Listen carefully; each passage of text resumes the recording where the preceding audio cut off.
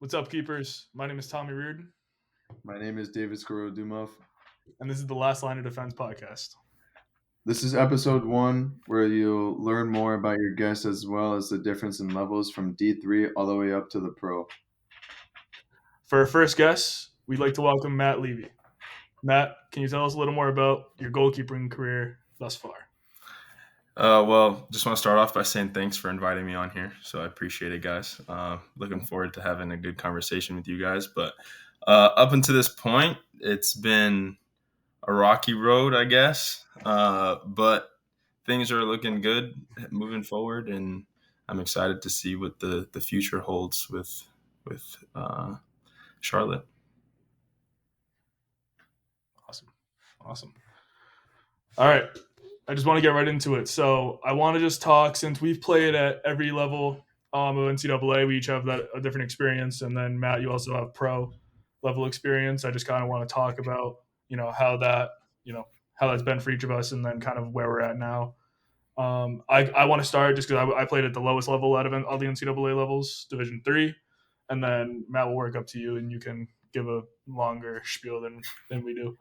Um, so for me, I played Division III college ball at Gordon College up in Massachusetts. I played goalkeeper for a couple seasons where, I was riding the bench my freshman year behind a senior, and then I, you know, got a fair shot my sophomore year, and I got beat up by a freshman just because he was a solid keeper and I was not, apparently. So there's that. But first year we went to nationals, and then second year we lost first round of conference playoffs. So after that season, I transferred, and now I'm coaching community college again in Massachusetts, closer to where I live. Year two, and we just made it to the conference, our playoff finals, after not making it to the playoffs at all last season. So yeah, that's where I'm at now. Yeah. So for me, I played Division II men's soccer at Franklin Pierce University, one of the top Division II schools in the nation.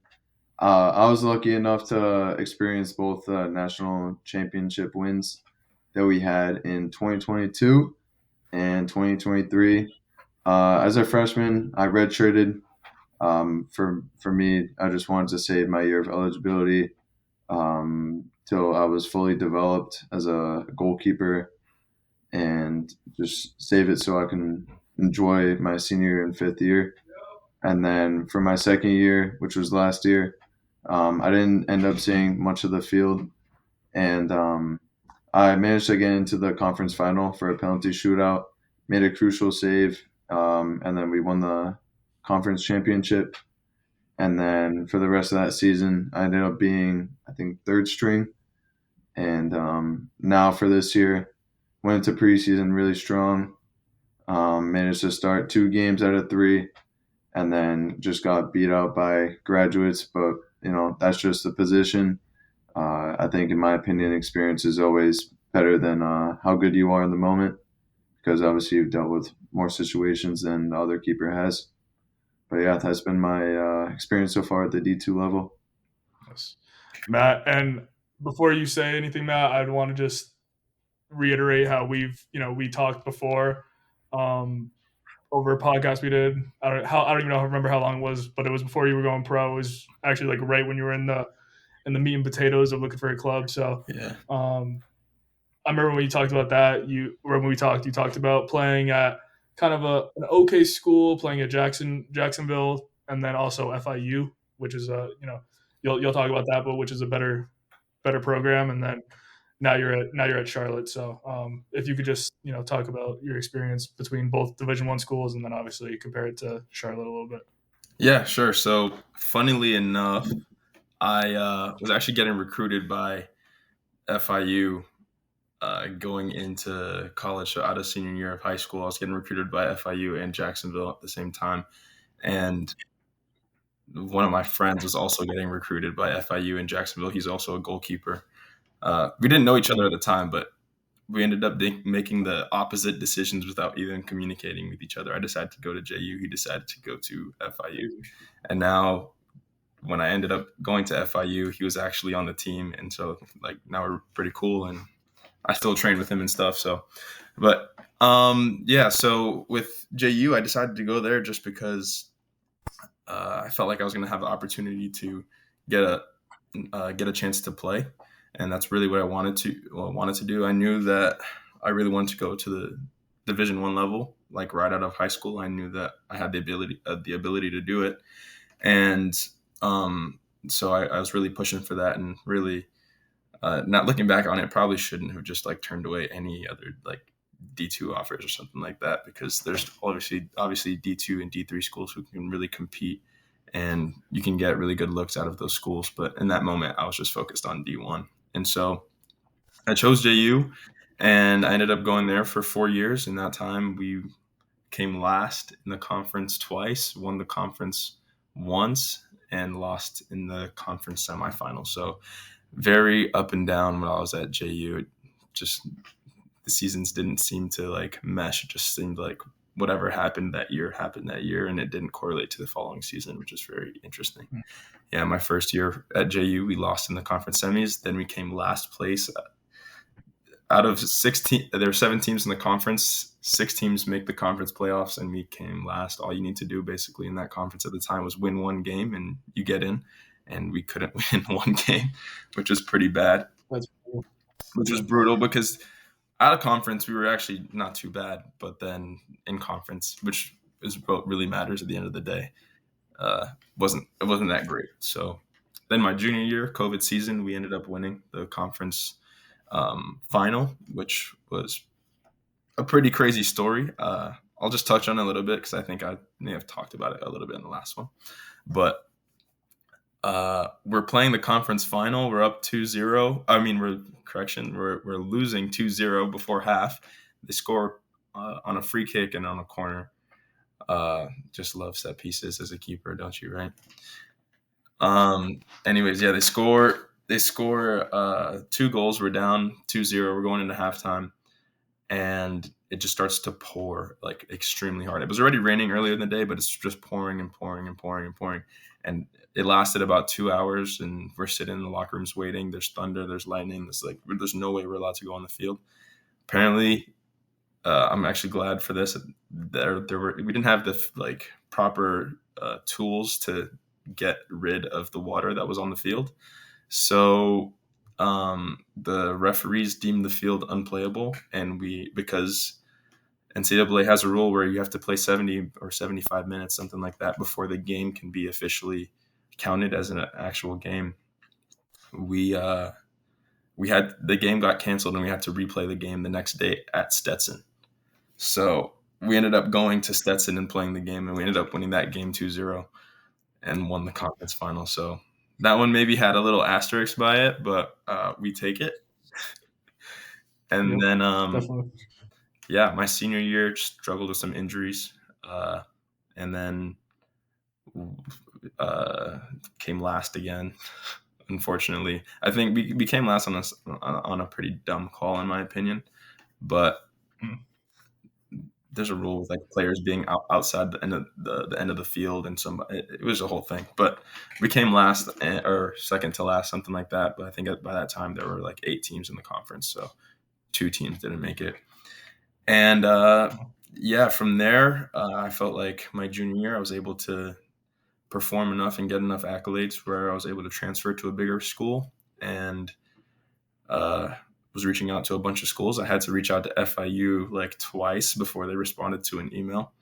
I was actually talking to Northwestern for a bit, and then the coach just like was ghosting me. So I texted him like, "Hey, like, do you still want me to come to your school?" And he called me. He's like, "Hey, yeah, man, we still like, we really want you, but I'm at this tournament right now, blah blah blah blah blah.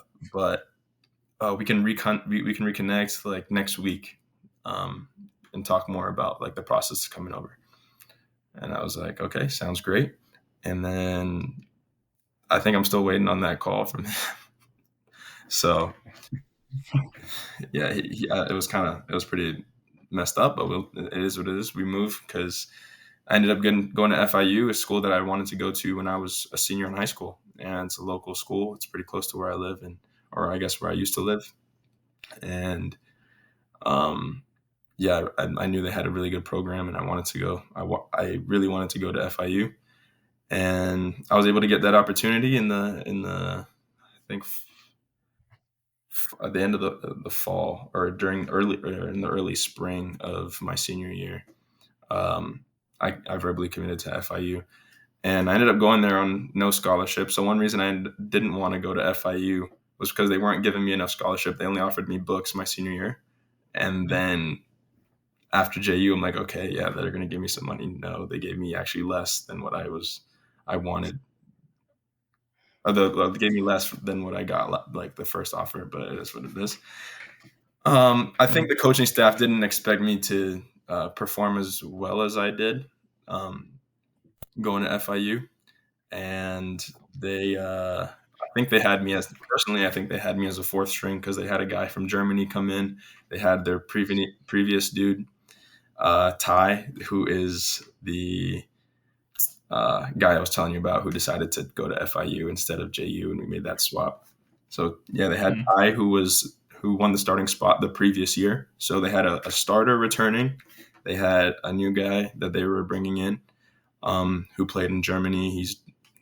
He's a really good goalkeeper, and they had another guy who played in Peru for a bit, and he came over. So if you look on paper, like they're probably going, okay, yeah, Matt was probably be number 4. But after I got to FIU, I felt like I was able to challenge, and unfortunately, Ty had like some injuries, so that pushed him back, and he had to redshirt that year. And so that was able to boost me to fight for the number 1 spot, and I ended up winning it. And then I ended up losing it, and that's just how it goes. And so, kind of like you, David, I was able to get in for a penalty shootout in the NCAA tournament, which after we won that, we ended up going to the Sweet 16 to play against Duke, which was pretty cool. But yeah, I think that penalty shootout was like, correct me if I'm wrong, I talked to somebody on the other team and they told me this, so this is not my words, it's theirs. But against UNH, we went through 12 rounds of penalties, and it was like the longest penalty shootout in Division I NCAA soccer history, but I'm not sure. Like, it was so weird. We thought that the goalkeepers were going to have to take penalty kicks, and our coaches ran on the field. They're like, no, goalkeepers don't have to take it. We can change the order. It was very weird. It was weird. But yeah, that game also was super rainy and almost got rained out. But that coach is like, we're playing on the field no matter what the condition is. I don't care. So we played that game. It was wild. And then after that, I had to transition. I thought FIU gave me a good opportunity to kind of put my name on the map, and FIU has a better reputation soccer-wise than Jacksonville does, so I think that held more weight when I was trying to go to other clubs. Unfortunately, I got hurt in the off season after FIU, going into like trials and stuff, and yeah, I kind of have a habit. Well, let me knock on some wood. Of sometimes getting hurt at like the worst times, but it all works out in the best, and I realized that it's not I guess really my plan.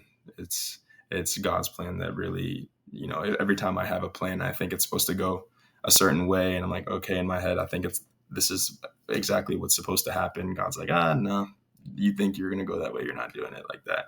And then I go through trials. I think all of that really prepares me for everything that I have coming up after that. I feel like if I don't go through those trials, I won't be ready to face the challenges that I will face once I get what I want. So, yeah, his vision's bigger than ours. So anyways, we get to me getting hurt. And so I was forced to go back and play summer league for another year, which I didn't really want to do, but I guess it worked out. And that summer league team was in Charlotte. And while I was in Charlotte, my coach for my summer league team was like messaging the coach for Charlotte Independence, hey, do you want to, we have a goalkeeper who's like not going back to school. He's looking for a pro team. Would you be open to letting him come train with you guys? And my coach at Charlotte was like, yeah, we'd love for him to come train with us. We'll let you know later on in the season when we have guys coming and train. I think he's still waiting on that call back too, because he never actually reached out to him, letting him know. So I was like, all right, there we go. My plan has been foiled again. I'm going to go home and try and figure out what I'm going to do. I'm just going to train, find a job, whatever I have to do in the off season. And or at least while that season's going on, and just see what comes up next for the following year. And so right as I was about to leave, actually, to go to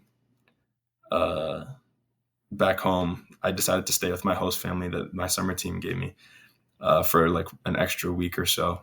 And I got a message from a coach like saying, hey, do you want to play pro in Charlotte? And I was like, yeah, I'd love to.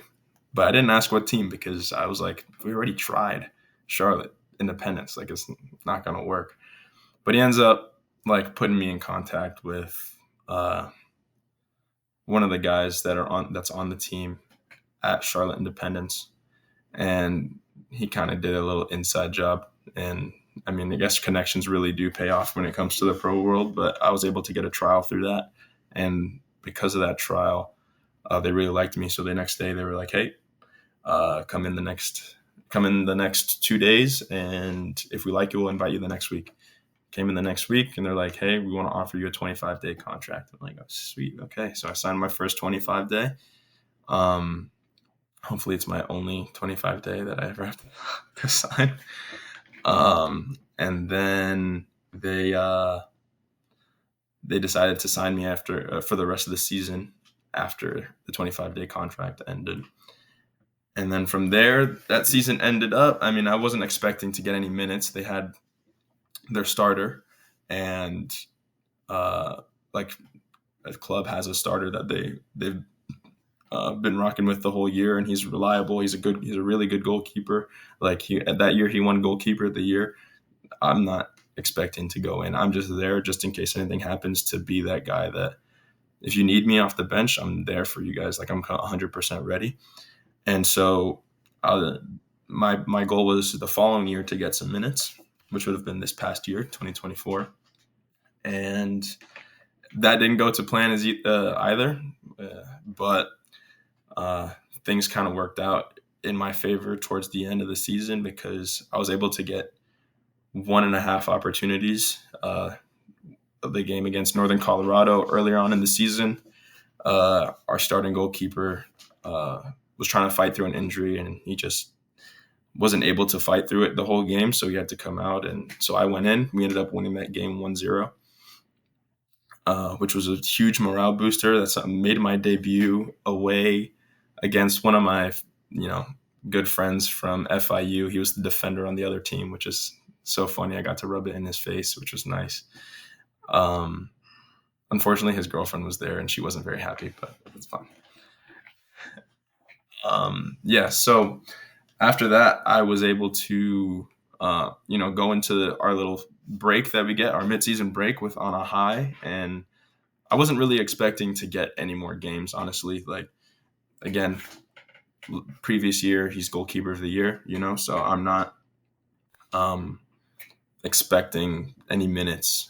I wish I would have got like a Jägermeister game, which is our in-season cup game, or some open cup games, but you don't always get what you want, obviously.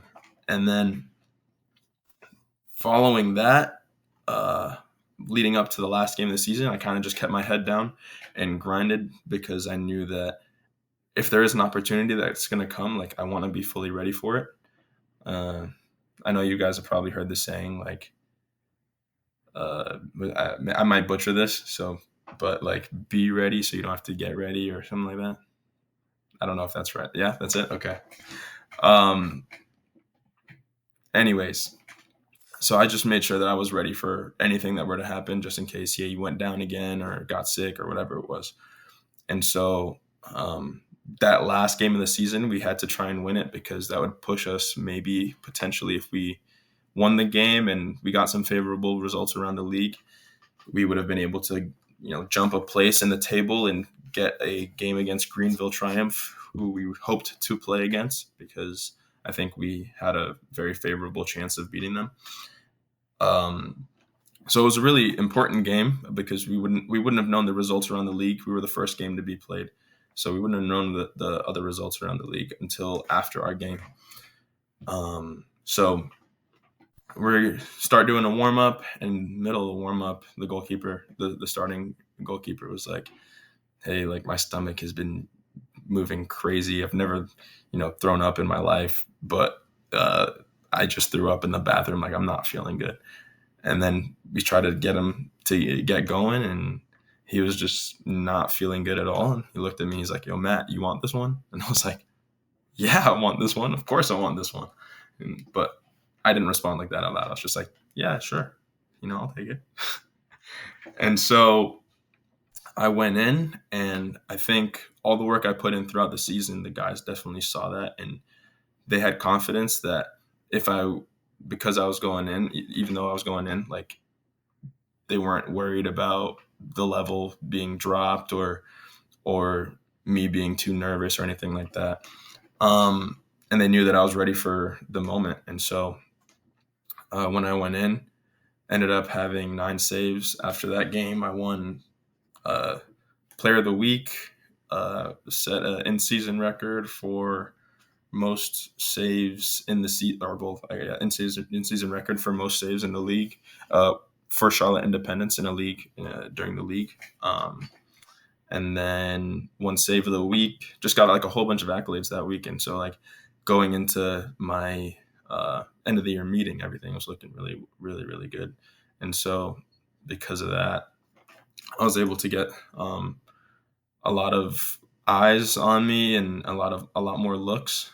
And yeah, so that really is helping me going forward into next season, determining where I get to go. And it gives me leverage, definitely, because now I can say, like, look, I've proved myself at this level. It's not just, oh, you've been the number 2 your whole, like, 2 years or a year and a half, and you've only played half a game. Like, I've played a full game against a playoff team in League One or a playoff caliber team in League One, and we were able to win, and I had a really good performance. So, yeah, that's kind of where I'm at now. And I think later on in the podcast, we talk about like the quality of like, I guess, the different universities and what to expect when at the pro level, well, USL 1 level, because pro level, it's very vague.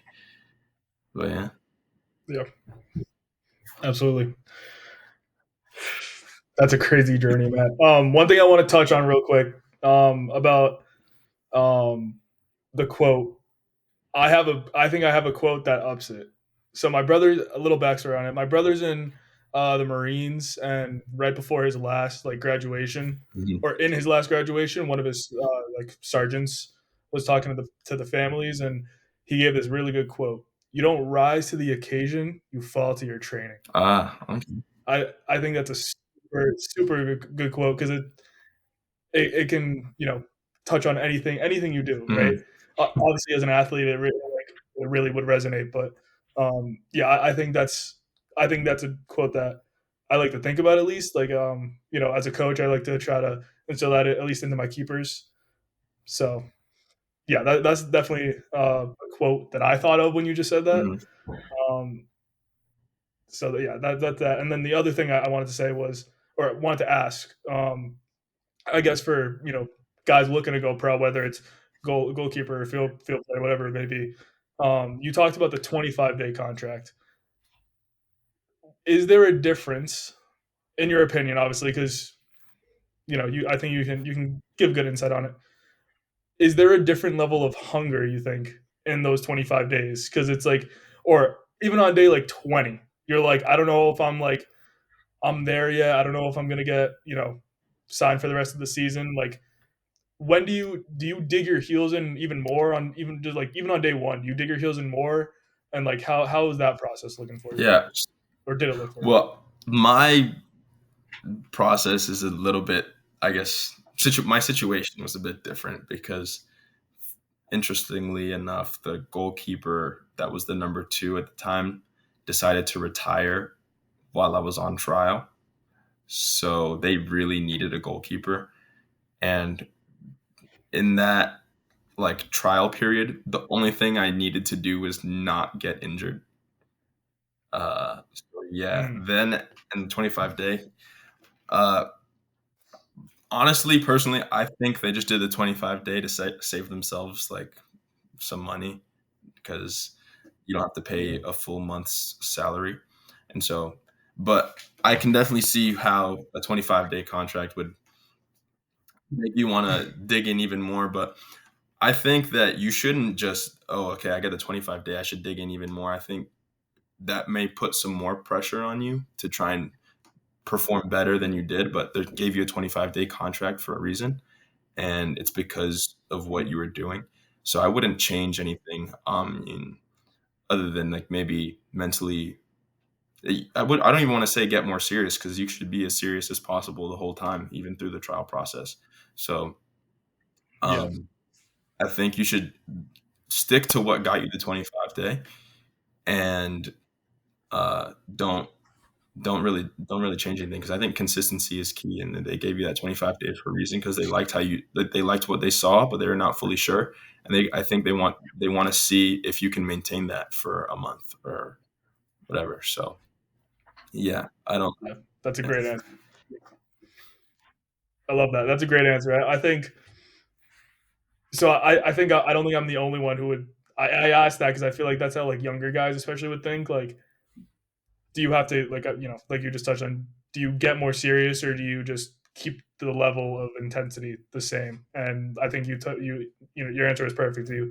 You got there for a reason. You got there because you were consistent and they enjoyed the level you were keeping the level you were at. So just keeping that level and making sure you don't get injured or don't like you know drop off like super heavy, right? Mhm. And yeah, I think that's a great answer. Yeah, and kind of just moving along, I want to touch on. I want again, Matt. I want you to touch on the difference in program, difference in whatever you want to say between Division One, and you can differentiate Jacksonville and FIU, and versus Charlotte. So Division One versus Pro, however you want to break that Yeah, down. um, I'd say it depends on uh, the school you go to. The best way I describe Charlotte, or not Charlotte, but USL League One is like you're getting guys who are like just basically playing for Sunday league. Like they're just playing, getting paid. They're like older guys in their 30s who like have had their careers essentially already and are playing just not just for fun but like just playing to extend their career for a little bit. And then you get guys who are probably like it's not the MLS. You're not getting like the best of the best players straight out of college.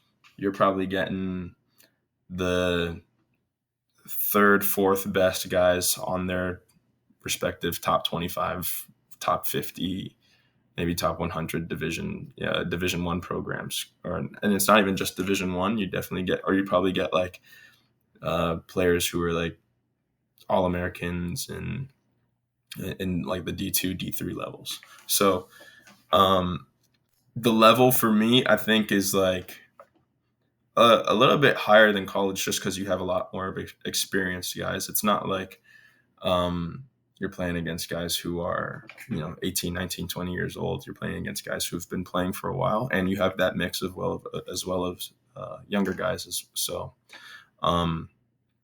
I definitely think it's a higher level than maybe college, but it also depends on, I guess, what college you go to, but and how serious, I guess, your college team versus the pro team takes it, because there's some college teams that I'm sure that can probably beat some USL one teams if they don't, in a one-off game, if they're not really focused or trying that hard.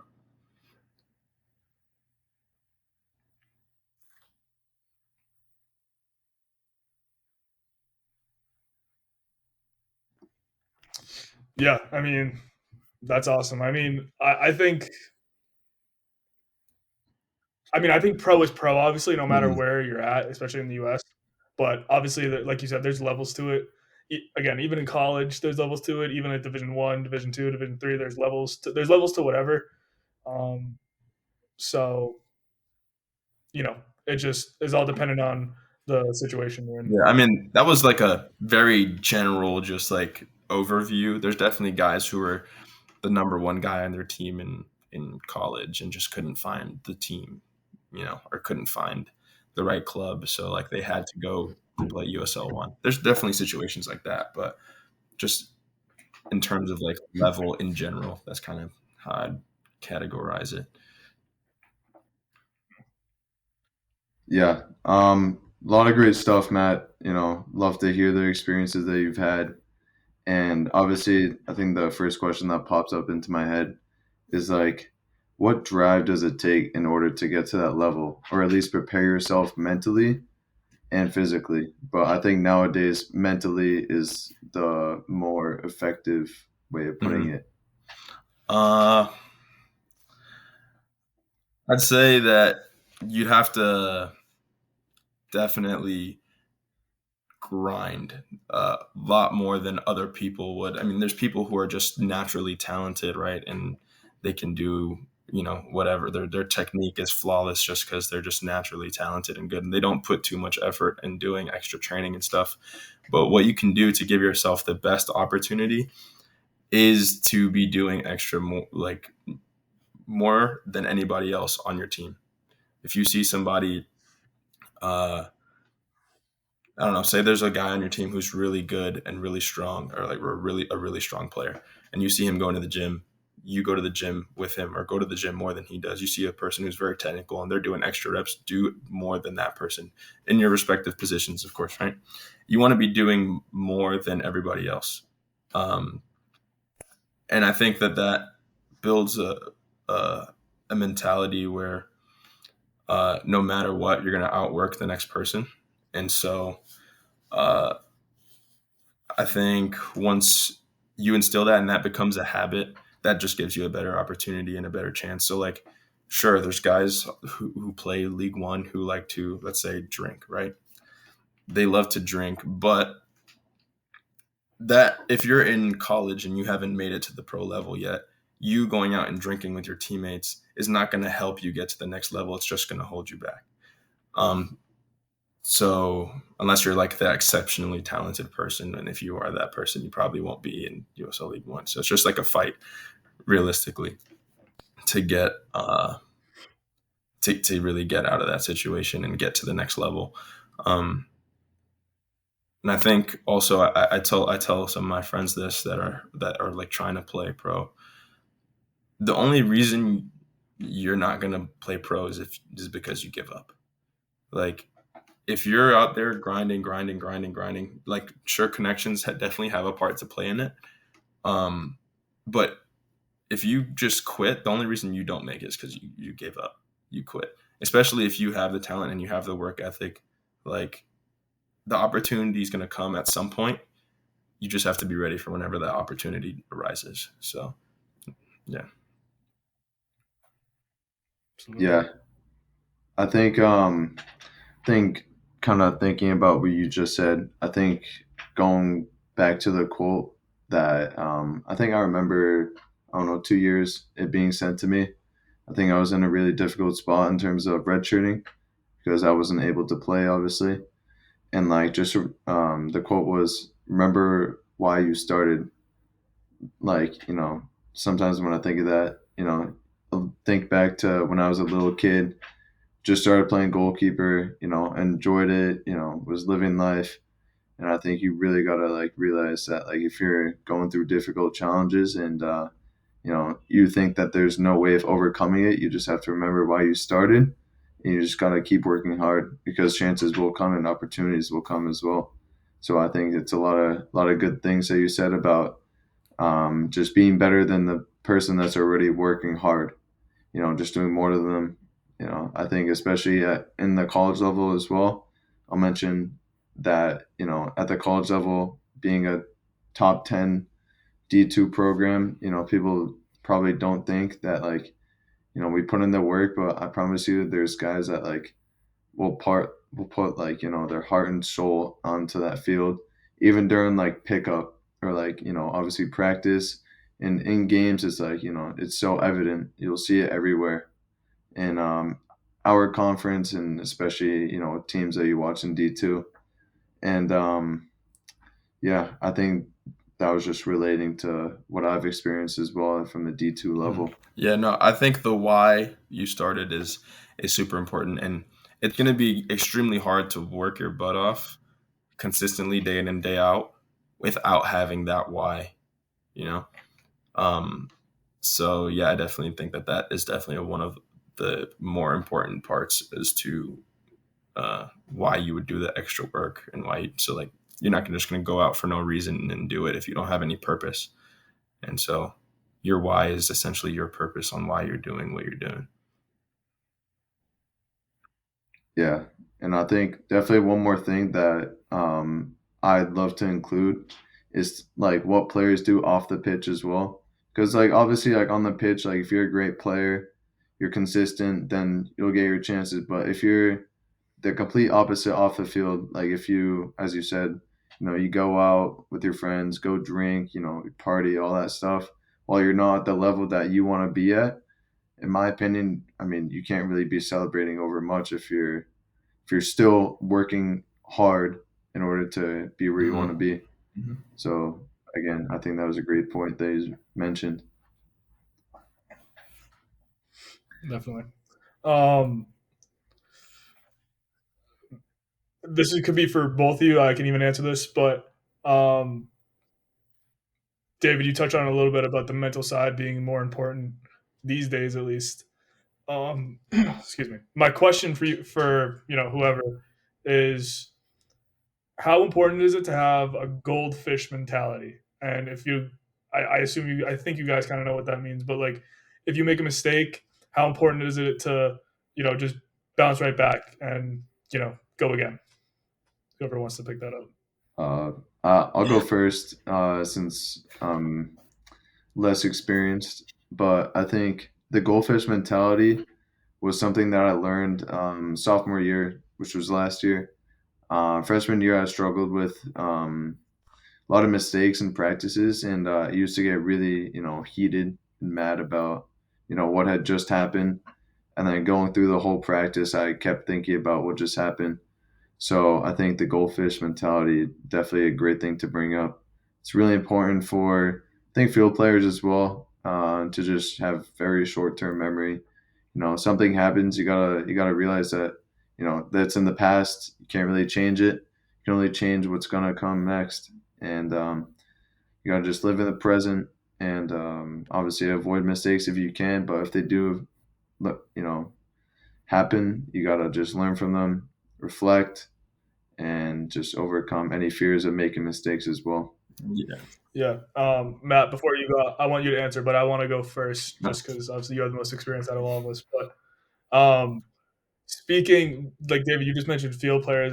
Again, speaking now as a coach, because I've been, this is my second year. So again, I'm still pretty new at it. But even last year as a first year coach, I like saw it a lot where mentality and just switching off after making a mistake. It was bad this year with a few players. We had a bunch of hotheads. If they made a mistake or two, they would just fly off the rails, and then they would lose the ball and go like 2 feet in the knees to try to win it back. You know what I mean? It's just reckless defending and reckless recovery, reckless effort, whatever you want to say.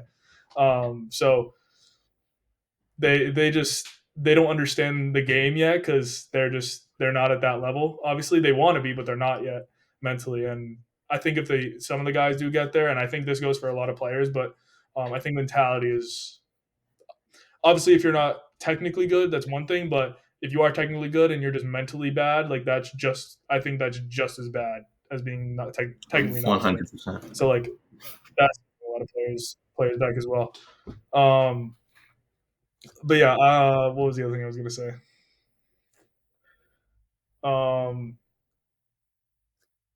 I don't remember. Back up. It's all right. If it pops into your brain while I'm talking, just definitely you can either cut me off or whatever. But yeah. Anyways, I think you guys have said it that of course it's extremely important to have a goldfish mentality. You don't want to be dwelling on what just happened in the game. Like obviously as a goalkeeper, we're going to be sitting on a mistake that we made, because a lot of times the mistake that we made causes a goal. It is important, like you guys said, for field players, right? But if they make a mistake, it's not a 1-0 game or whatever it is, the score, but it doesn't cause a goal a lot of the times. But a lot of the times when we make mistakes, the other team gets a goal. So I think in those moments you got to trust in your ability, and I've learned this actually just throughout the years, and how there was this one guy I played summer league with my first year, or with the Charlotte. Yeah, my first year with the Charlotte Eagles. His name's Blake Franson. He's the goalkeeper at Liberty University. He's just started playing again after being injured. So I'm super excited for him. But he's crazy. I don't know how he does it.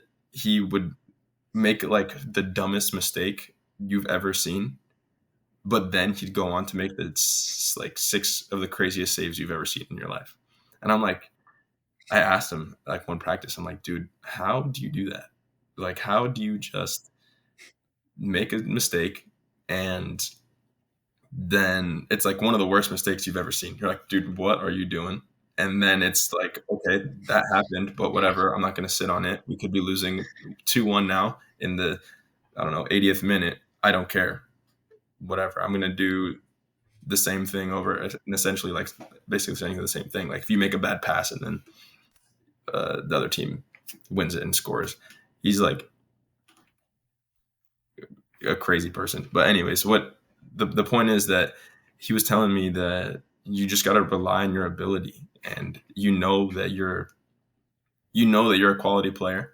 You know that 9 times out of 10 you're hitting the right pass, you're making the right decision on a save, you're coming out on the cross and catching the cross instead of dropping the ball or something like that, So relying on your ability, and it gives you the confidence to be able to do whatever you need to do the following plays. And like he's like, it was in the past. You can't change what just happened.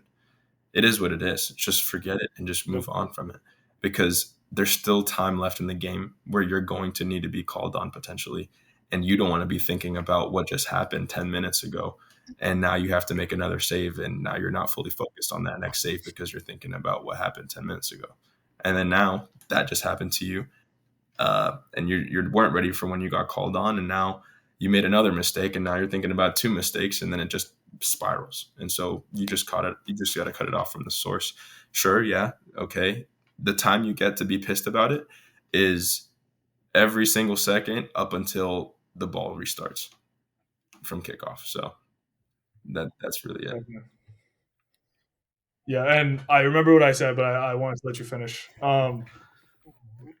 What I try to keep in perspective, at least for my guys, I like to try to keep in perspective for them is, if you watch Prem games, even those guys make mistakes. Yeah. Right? It's like they're the best of the best, and they're still making mistakes. Like my team is like bottom of the barrel sort of thing, right? That's kind of what I would say.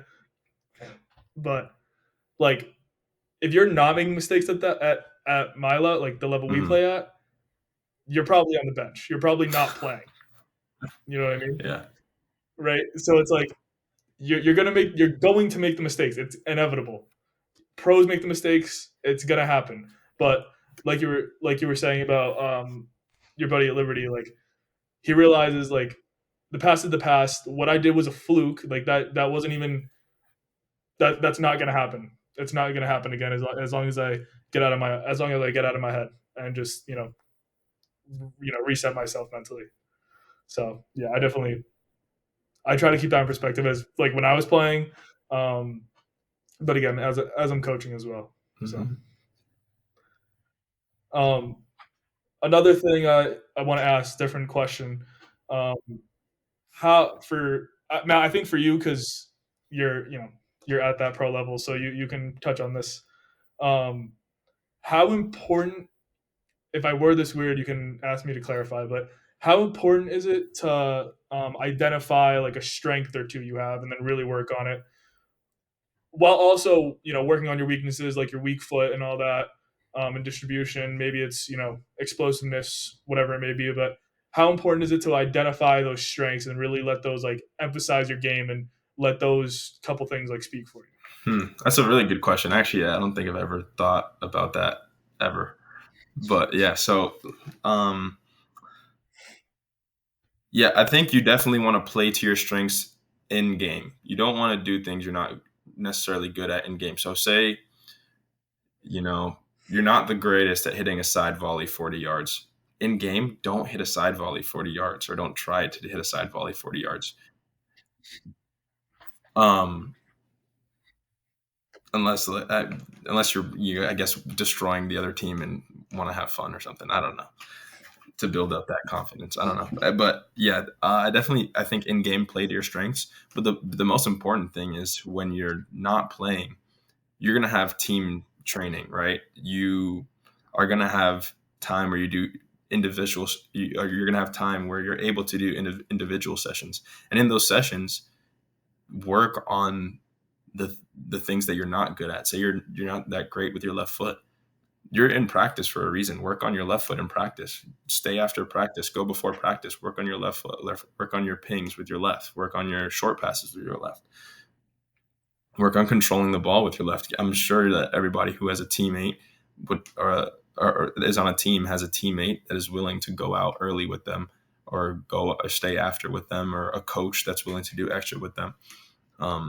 It's very rarely that you have a situation where you're on a team and nobody wants to do extra with you, or nobody's willing to do extra with you.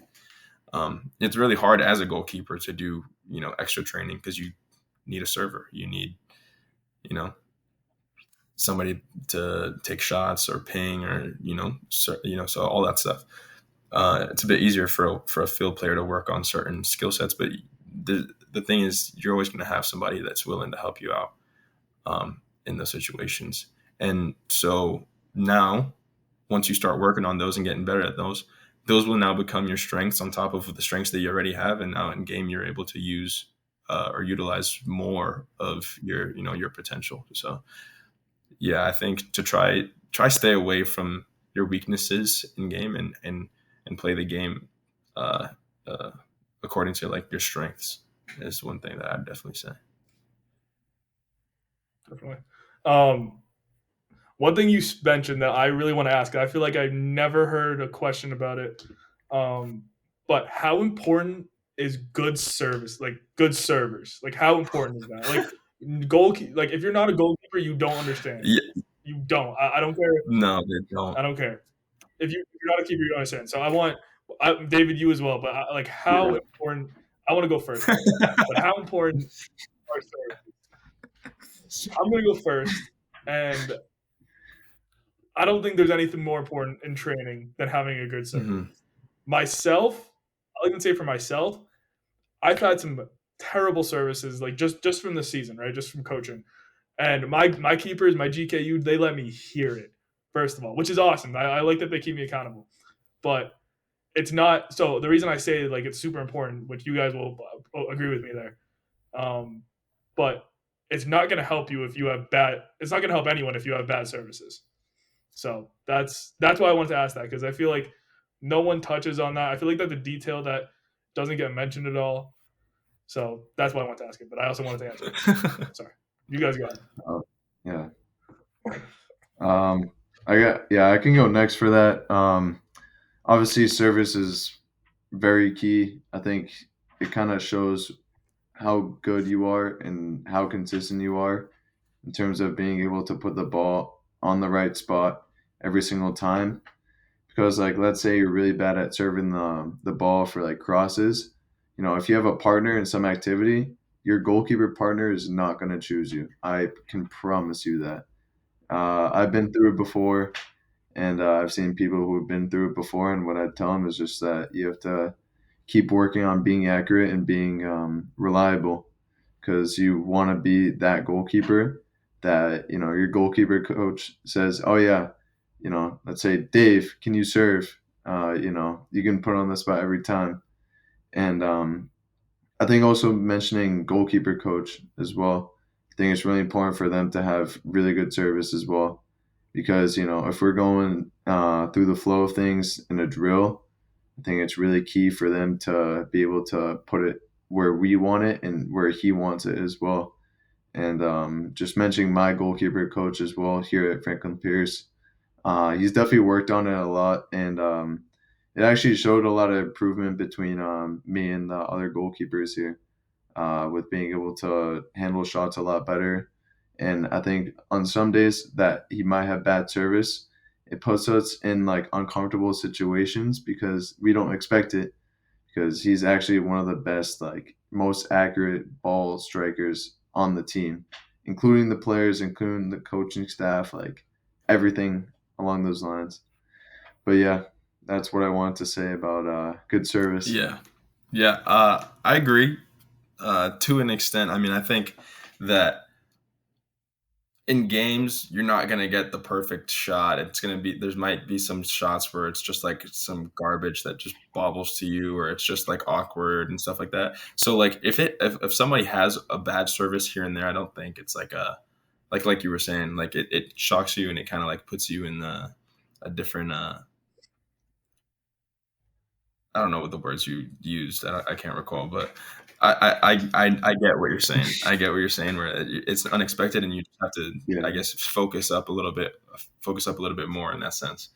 But yeah, so uh, I don't like. There's some guys who like the service has to be perfect every single time, and if you don't hit it perfect every single time, they're just gonna be pissed. And that I'm like, dude, relax. Like you complain about this guy's service all the time. Yeah. Like, dude, just chill out. If it's a bad service and they say, "Yo, my fault," like obviously I know you didn't mean to hit a bad ball, dude. It's fine, whatever. I don't care. But I think that also like, especially if like say you're a senior, right, and you're working with this freshman who just comes in, he's just starting, and then he just he's nervous, hits a couple bad balls at you, and then you're there yelling at him. You think your service is going to get any better?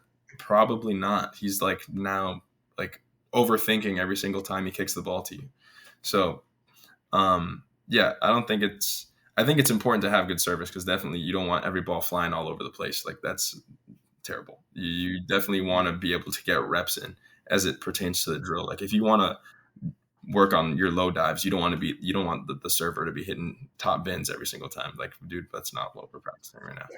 So, but you know, I personally I feel like I give more grace to servers than other goalkeepers do, and I feel like other goalkeepers, only goalkeepers would understand the conversation we're having right now. Because a field player, yeah, you ever had a field player warm you up? It's actually the worst service you'll ever get in your entire life. They don't know how to volley a ball. It's like everything is a shot from like 10 yards out. It's like, bro, just relax. I just need like 6 volleys and I'm fine. And some low balls, maybe some rockers, scoops, boom. Just that's all I need. And no, you get this guy volleying it like 90 miles per hour off the crossbar or at your knees. It's like, bro, what the heck? So it's an art, I think. I think it's an art. Oh, Sir. I was gonna say that. I think it's Yeah. a skill to be a good server. Yeah. But Definitely. yeah, no, it's definitely important, especially if you have a specific drill in mind or your goalkeeper coach has a specific drill in mind, and now you're just losing reps because somebody skies the ball 10 times over the goal. Like we obviously don't want that, but if you hit one short or whatever, and it's not like perfect every single time, like right across the 6 service for a cross driven, like if it's not that every time, dude, like I don't expect that out of everybody. I don't even expect that out of myself. So I'm not gonna put that expectation on you. So yeah, that's my take. yeah. Yeah, service is an art, definitely. Um, yeah, I mean, David, unless you have any, do you have anything else, David? No, I think we honestly covered most of the things that I actually wanted to know for like Yeah. the D1 and pro level. Because I've been wanting to talk to somebody who has like been through it, has gone through the highs and lows, and I think you covered everything that I think me and Tommy that wanted to know. Yeah. Oh, well. Definitely. I mean, maybe one thing. Matt, before I ask my last Oh, question, I was gonna say one thing Yeah, maybe go. I would like to touch on is like facilities. I think people. Yeah. Yeah. Okay. Good. I was gonna Oh ask my if you had God. anything else you want to talk about. Okay, Perfect. yeah, facilities. I think that people in college don't realize. Well, obviously it depends on the college, right? But don't realize like what you guys got until you go to like third division pro level and you're playing in USL League One. It's like we have one trainer, one training table. It's not the greatest setup as if it comes to like training and stuff like that. Or not training. It's not the greatest setup Training. when it comes to like the trainer and stuff like that, because our training facility is great. I love our training facility, but yeah, like FIU had a huge training room, had multiple trainers in the room. So if your soccer specific trainer wasn't there, like anybody can get you the treatment that you need. The treatment tools that you have are like way better than the treatment tools that we have. We don't even have like a lot of the things that I had in college. It's like it's kind of crazy. You'd think, oh, what's pro? Then they're gonna have all of these things. Like, yeah, no, and there's some clubs that are in League One that are, oh my gosh, I don't even know how they're allowed to be in the league. It's actually insane with the facility. Some people don't even have a locker room. They change in their car and before practice, and their practice field doesn't have like a bathroom, or it's just they have a porta potty, and like it's crazy some of the stuff that you see in League One. But I definitely think props to USL. They're definitely raising the standards for teams that are eligible to be a part of the league, and I think that that's super cool because you're starting to see a lot better quality when it comes to how players are treated and what facilities look like. They may not be top of the top. It's not the MLS, right? But you're still getting like solid, practice facilities, solid, stadiums. Like you're not having a stadium. Well, there's still, maybe a couple of teams that have not a very good stadium, but there's the standard is being raised, and I think that's definitely what we need, especially as USL continues to move forward. Yeah, it's wild. I thought it was going to be different, but it's not. Yeah. The only thing I can say, do you want to go first, David? Yeah. No, I think as soon as you mentioned facilities, I just wanted to really not complain, but like kind of like rant about our facilities. And obviously, like no offense, no nothing like that, but like we're a top 10 Division 2 program, number one obviously last year, and we don't have locker rooms. We have tents that are outside. Last year we had like not dirt, but like I don't know how to explain it. I'll say dirt. I'll say dirt as like the floor in the tent, and we just had like these old worn down chairs like scattered all over the tent. So like teams hated to come to our field to play, Yeah, and like I guess like that's a good and a bad thing. But obviously, like training and having the tent as a locker room is a little bit of a disadvantage. But I think moving along from the locker room, I think the athletic training room that we have very good. We have a lot of trainers that are there constantly. We also have a soccer specific trainer, and when she's not there, other trainers are able to take care of us. And I think also the resources that we have inside as well are very key to our team's success this year, last year, and just all the years that have been before. I think like Normatech, I'm assuming you guys know what a Normatech is, yeah. right? Yeah. I mean, a lot of people use that. We only have one pair of boots though, which is like a little bit like but like obviously still grateful to have a lot of good resources basically all day. I think the hours are from 9 to 5, so basically all day. Well, at least you get boots, man. Yeah. Yeah, I I know, don't. We don't I get know, I boots. know. Grateful for that. Yeah, see, a lot of Really? people don't know Wow. that. Yeah. Well, I mean Damn. that That's that crazy. probably varies from team to team, but yeah, we don't get boots. So, or gloves. You kind of have to find your own sponsor and stuff. So, Oh yeah. Let me touch on D3 and JUCO real quick. Hold on, guys. Oh, actually, I'll say this: compared to you guys, I think I had it better. Like I had it comparatively better at Division 3. Like we had a really nice locker room actually, and we had a boot room and everything. We had 2 pairs of Normatec boots. We had a nice little like hangout spot downstairs where we did like film. It was pretty cool. We had that. So I guess we were living good the couple years they're living good. They're living good up there. But I feel like it's pretty average across the board. It's pretty similar across the board. At least the teams I would play. Yeah, that's Division 3, and then JUCO man is a different story. We had, and then also at D3 we have a good trainer room. We have a good trainer that, good team of trainers that would treat all the athletes. It was solid group. Yeah, so not bad trainers or anything. But then JUCO is a different story. JUCO is a different story.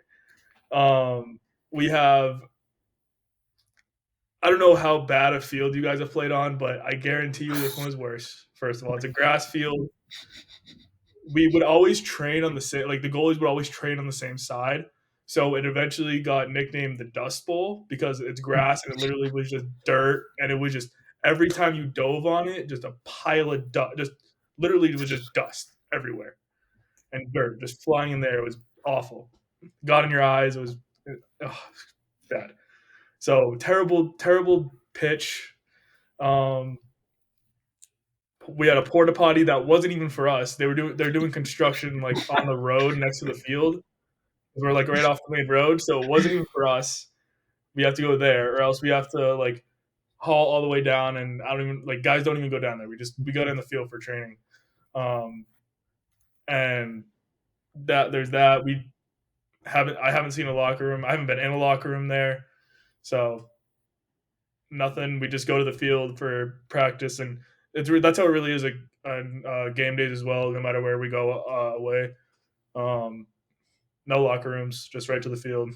And then trainer, only time I only ever see the trainers on game days. She gets there like 45 minutes before. There's one trainer, one table, 45 minutes before, and then if you need a bag of ice after, and then she's gone. And then you don't see her for training, wow. nothing. Okay.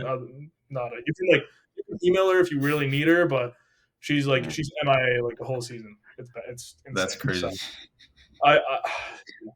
I've seen I've seen it both ways. You went. You said you went to Gordon, right? Isn't do you know the new coach, Kellen? Kellen, I know him a little bit. So I went up there actually this past summer to visit my old freshman roommates who are now seniors. A couple of them are captains now, which is cool to look back on. But yeah, so I met the coach for like a couple minutes because I'm like, I don't think I was like technically supposed to be up there, but I was coaching their goalkeeper for like preseason. So I saw him. He looks like a cool dude though. Was he with Charlotte Eagles? Is that why you asked that? So yeah. Yeah. Do you know another kid that I know there, Nate Telesnik? No. I know. No, he's kind of behind the scenes. I know Will Goodling. Will Goodling. Yeah. Yeah. Yep. Yeah. Actually, so I met him this past summer as well. His nickname just became little bro because he's just like tiny. He just like that's just how he looks. I don't know, but he got called little. His nickname was like little bro. That's I think funny. still. I think he did pretty well this season. Yeah, that's funny. I just made that connection like right now, so I thought that was fun. Yeah. No, they did okay. I think they lost. Well, I think they lost first round of playoffs. So not great, but they're on the up and up. I think. Definitely. But whatever.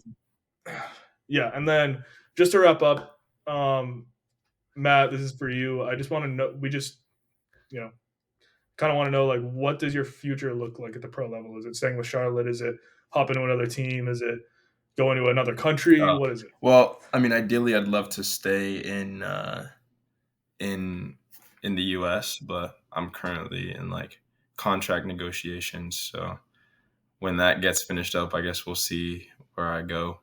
But yeah, I mean, ideally, the U.S. is where I'd want to stay. But yeah, that's really, I guess, really all I can say until further notice. But I definitely wanna be playing soccer for as long as I possibly can until uh, I just don't love the game anymore, I guess. Um, yeah, so my goal is to just try and see how far I can get in the levels of, I guess, the tiers or the level of play that I can, reach. And I mean, only God knows how far, that will go and how long my soccer career will last. So, uh, yeah, just trust in him and trust the process. So, Amen. Amen. Amen. Yeah, just again, want to wrap up. Matt, thank you for hopping on. Always a pleasure talking to you. Um, yeah, David, do you have anything? Yeah, I think just thanks, Matt, for sharing everything from your experience to your knowledge to your opinions.